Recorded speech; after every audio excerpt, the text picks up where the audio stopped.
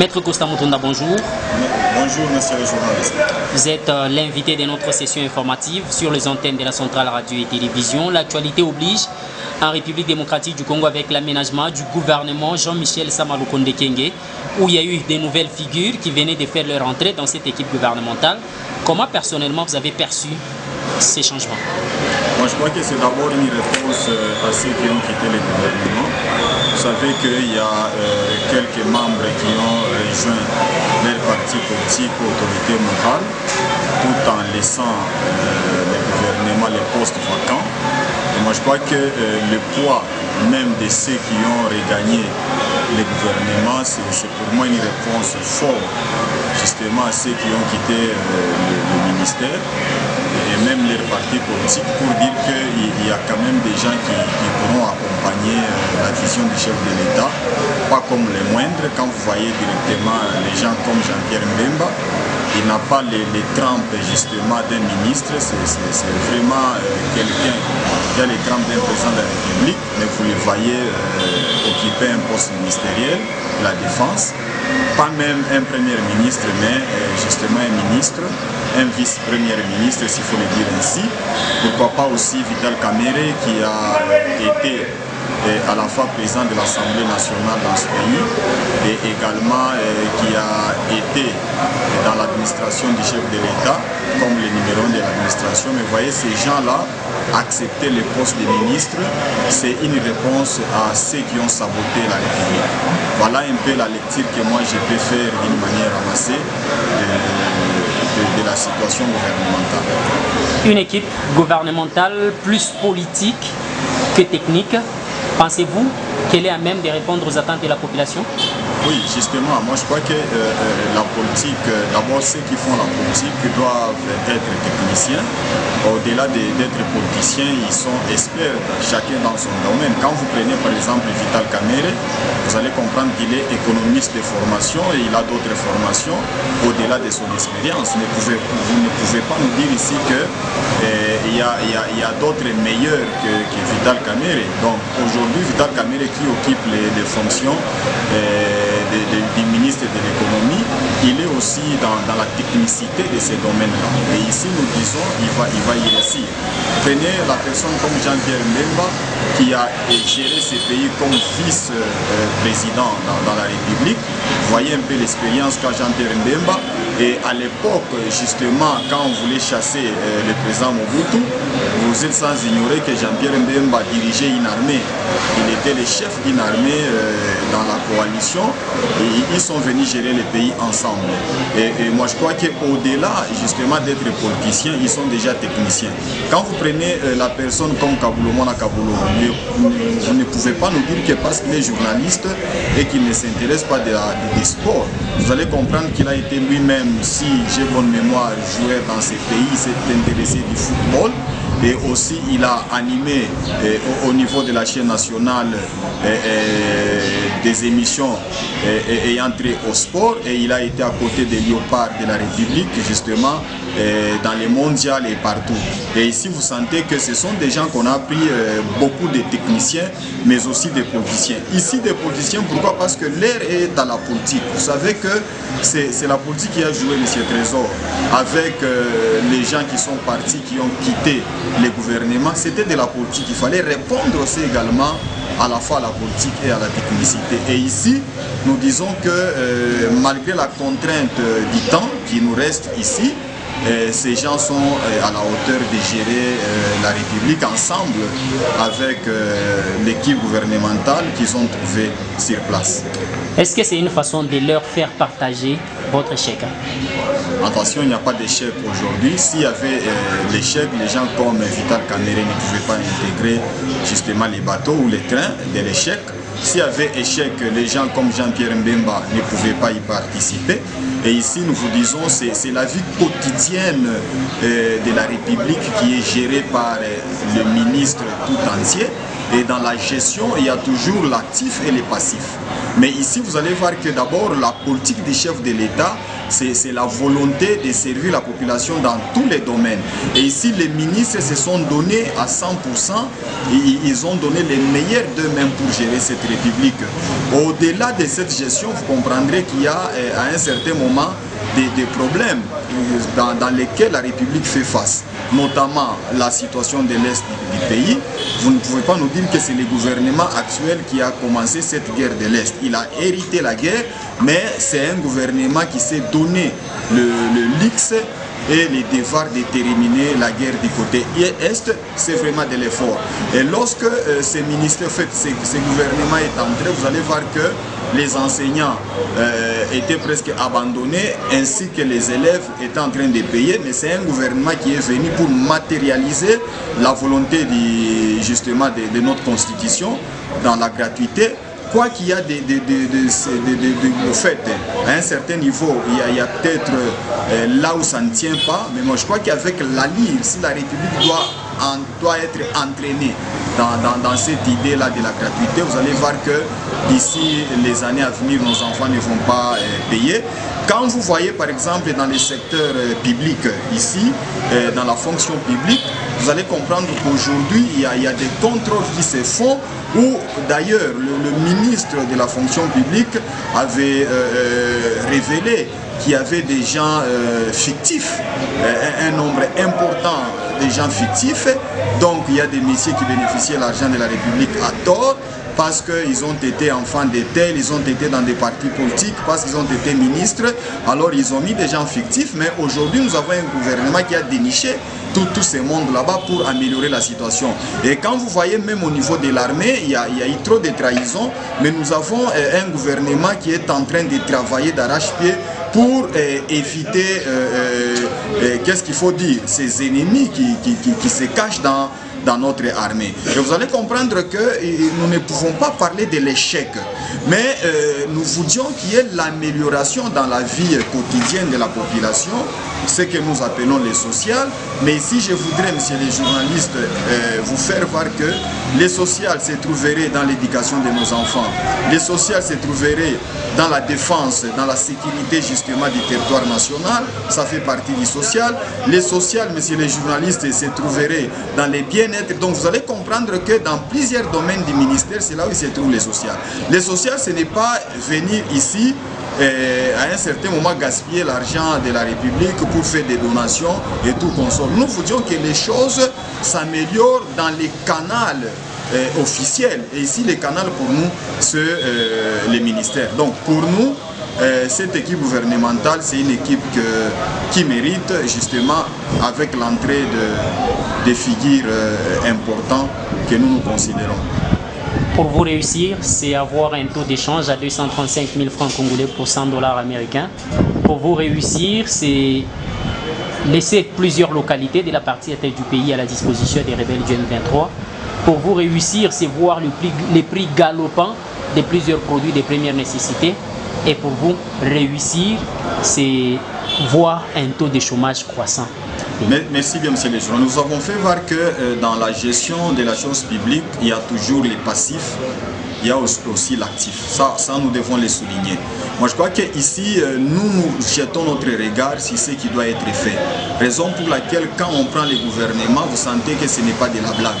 Quand on nous met la personne, justement, de Kamere comme président de l'économie, moi, je crois qu'il y a un grand défi devant Kamere, et il n'est pas le moindre. Je crois qu'il sera aux côtés de Sama Lukonde comme Premier ministre, comme un bon conseiller dans ces secteurs là-bas. Et pourquoi pas aux côtés du chef de l'État. C'est comme ça qu'il doit faire face à l'économie. C'est-à-dire c'est une question qui n'est pas ignorée par les chefs de l'État. Moi je crois que si peut-être on pouvait dormir sur l'oreiller, on pouvait nous mettre des fantômes au ministère, on pouvait nous mettre des gens sans expérience, des gens sans crédibilité, des gens sans technicité. Mais quand on prend la personne comme Kamere, on les met là-bas, moi je crois que c'est une question qui a été réfléchie par les chefs de l'État et nous lui souhaitons une bonne chance. Quand on prend des gens comme Mbemba, on lui donne la défense, c'est parce qu'on connaît les défis qui nous attendent. Aujourd'hui, comme vous l'avez dit, il y a des localités qui sont prises par les rebelles. C'est une situation qui a été héritée par l'actuel régime, mais l'actuel régime n'a pas croisé les bras, il n'a pas signé des traités, des accords comme c'était dans les passés. Vous savez, ici, les accords qui ont été signés avec les régimes passés, c'est ce qui a causé des problèmes aujourd'hui. Quand on vous parle du M23, c'est-à-dire les accords du 23 mars 2009, les accords n'ont pas été, qu'est-ce qu'il faut le dire, n'ont pas été exécutés par l'autre régime.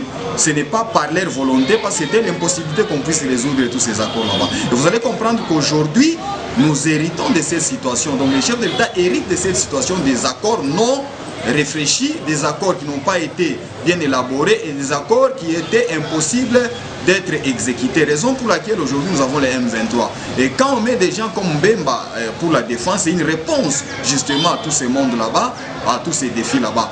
Et bref, vous allez comprendre que il y a des choses qui n'évoluent pas, oui, mais le chef de l'État est en train de chercher des personnes dignes pouvant l'aider à terminer tous ces fléaux. Nous sommes sur la terre des humains, nous sommes sur la République. Moi, je crois qu'il y aura toujours des situations comme ça. En rapport avec votre dernière préoccupation pour le chômage, oui, nous décrions le chômage de notre pays.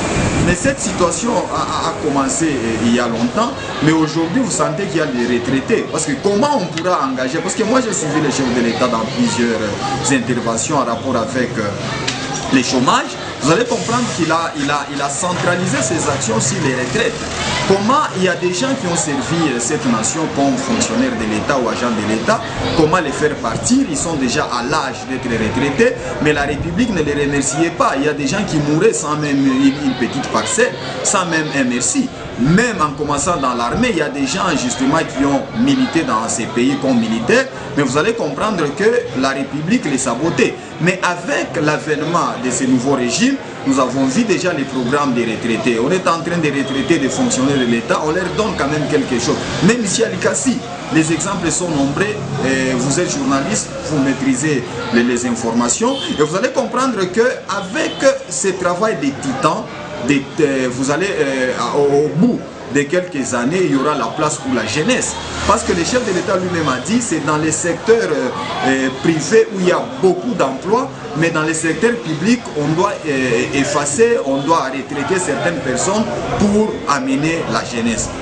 Moi je crois 200, 2500 juristes ont été pris, au-delà de ceux qui vont être recrutés en 2000, qui ont été retenus pour 2024.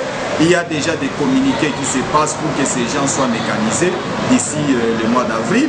Bref, il y a une situation qu'on est en train de travailler. Moi, je suis de ceux qui pensent que si on peut laisser la chance à ces nouveaux régimes, ils vont mieux travailler. Et le président qui va hériter Félix Tshisekedi en 2028 peut déjà trouver des choses bien faites, une fondation. Et là, il peut venir pour élever les murs et on aura une bonne république. Voyant le fait que la solution à tous ces problèmes qui échappent à votre contrôle, c'est Moïse Katumbi. Vous initiez la loi sur la congolité qui est alignée parmi les matières à traiter au cours de la session de mars de l'année en cours à l'Assemblée nationale. Non, mais attention, monsieur Trésor. Moi, je crois que Moïse Katumbi s'est approprié cette loi. C'est déjà, qu'est-ce qu'on peut le dire, c'est déjà un couac pour lui-même. Il s'est approprié la loi et pourtant... Mais vous initiez une loi qui l'écarte. Logiquement, il doit combattre cette dernière. C'est ce que je voulais dire, monsieur Trésor. Moi, je voudrais que c'est lui-même qui va s'écarter. Ce n'est pas la loi qui l'écarte. La loi n'écarte personne. Mais moi, je crois que c'est lui qui se sent intéressé dans cette loi, il n'a qu'à obéir la loi. Mais aujourd'hui, nous parlons de Moïse Katumbi. Mais vous allez comprendre qu'il y a 120 postes verrouillés selon la proposition. Moi, je l'ai toujours dit que Moïse Katumbi lui-même ne sera pas président de la République pour qu'on l'écarte, lui-même ne pouvait pas être premier ministre pour qu'on l'écarte, lui-même ne pouvait pas être généraux, c'est-à-dire tous les postes regagnés qu'on est en train de proposer pour être verrouillés, il n'y a pas que Moïse Katumbi qui va se voir à la fois dans tous ces postes là-bas. Ça, c'est un fait. Deuxièmement, monsieur Trésor, est-ce qu'on peut interdire aux Congolais ou bien à l'Assemblée nationale de légiférer les lois parce que Moïse Katumbi existe dans ces pays? Moi, je dis non. Moi, je crois qu'il y a une institution, Assemblée nationale, qui a le rôle de légiférer les lois. Moi, je crois qu'on ne peut pas s'interdire de les faire parce qu'il y a des personnalités politiques dans ces pays. On travaille, c'est la mission des députés. Mais au-delà de tout ça, qui a dit que cette loi sera copiée textuellement comme l'a proposé Singhi Pouloulou au travers justement Noël Chani. Non, c'est un travail des députés. Dans l'ensemble, il y a des députés qui sont dans l'Assemblée nationale. Moi, je crois qu'on doit choisir les cadres du travail. Si l'ensemble a des députés nationaux qui sont au sein de l'hémicycle, si du côté de l'opposition, il y a également des députés là-bas, c'est le temps de débattre sur cette loi. Moi, je crois que toutes les questions doivent être débattues au niveau de l'Assemblée nationale. L'erreur, c'est de quitter les cadres des débats, des discussions. On va se lancer dans la population pour dire qu'on cherche à nous écarter. Moi, j'inviterai Moïse Katumbi, au travers de ses députés, de bien travailler sur la loi et pour faire voir les erreurs ou bien les inconvénients qui se trouveraient sur la loi Chani. Mais pour nous qui sommes du côté population, nous ne voyons pas les mal sur la loi Chani. Nous ne voyons pas ces mal là-bas. Nous sommes, mon parti politique, justement, PT, donc le parti travailliste, estime, et moi je suis en train de paraphraser l'idée de mon président national, Steve Mbikaï, qui voudrait à ce que qu'on laisse Moïse Katumbi postuler et on va les voir, Moïse Katumbi et Félix Tshisekedi à côté, qui va battre l'autre. Vous allez vous souvenir que Moïse Katumbi était du côté Fayoulou en 2018 quand Félix Tshisekedi faisait la rage, en fait était candidat à la présidentielle. Mais comment, posez-vous la question, lui Moïse qui a soutenu Fayoulou, comment Fayoulou a été bâti par Félix Tshisekedi, nonobstant la réclamation des urnes de M. Fayoulou qui est devenu un cantique sans refrain.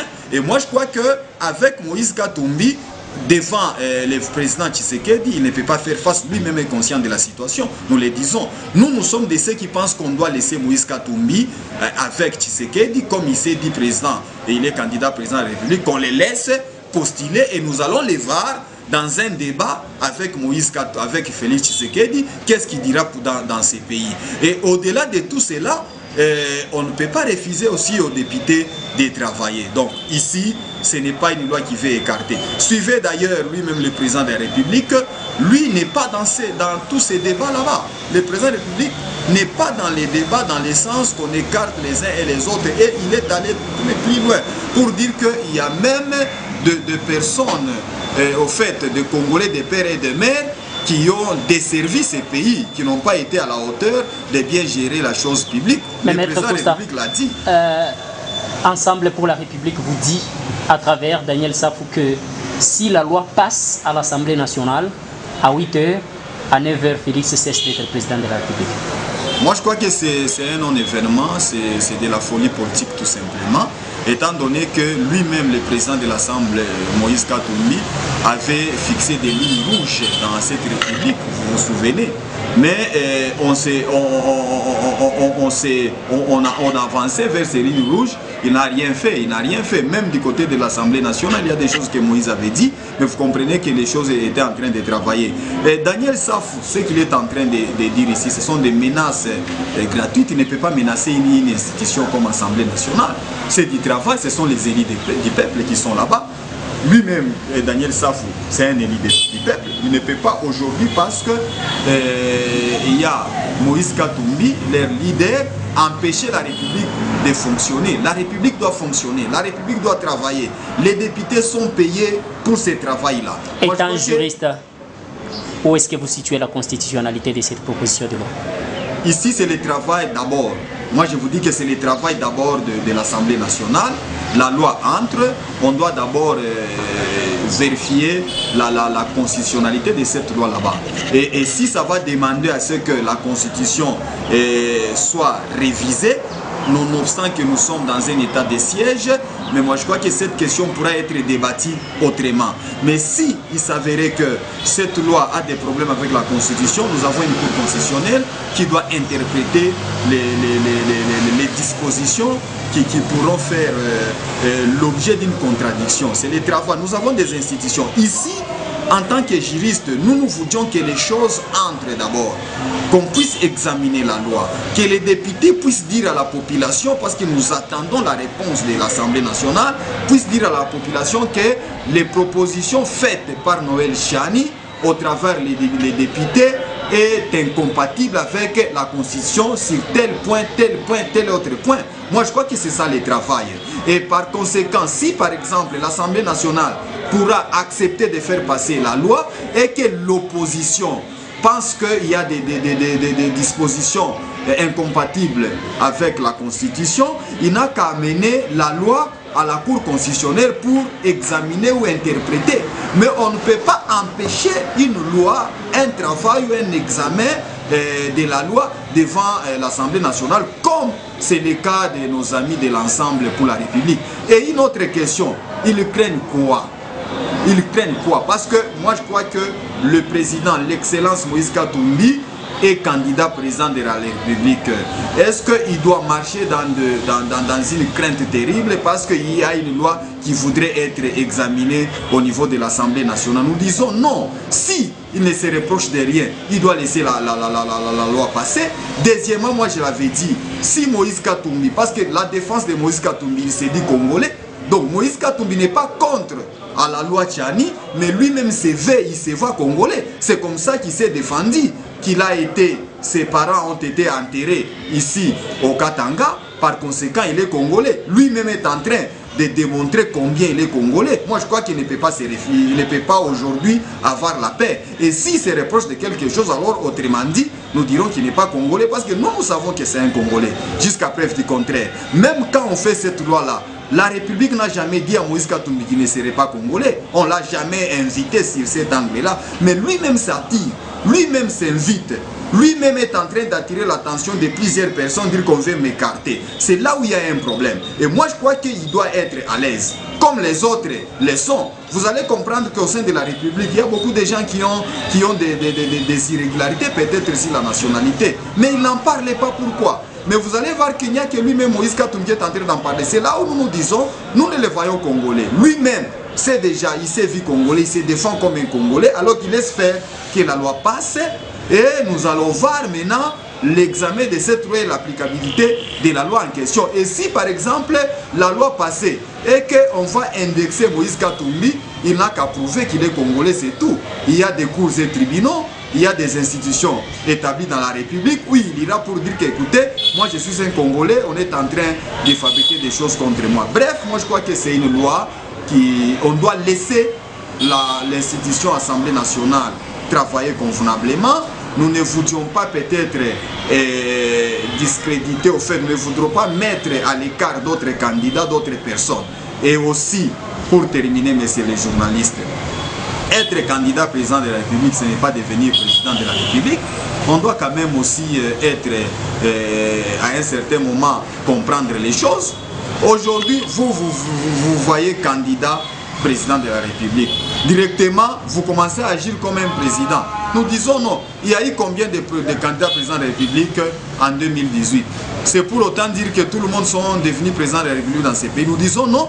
Si Moïse Katumbi est président et candidat président, il sera candidat président de la République, il y aura d'autres personnes qui seront également au même titre que lui. Donc moi je crois qu'il doit se calmer, il ne doit pas aussi fustiger la loi Tchani, et des gens comme Daniel Safou doivent également se taire parce qu'il est député, il a été élu pour travailler. Donc nous invitons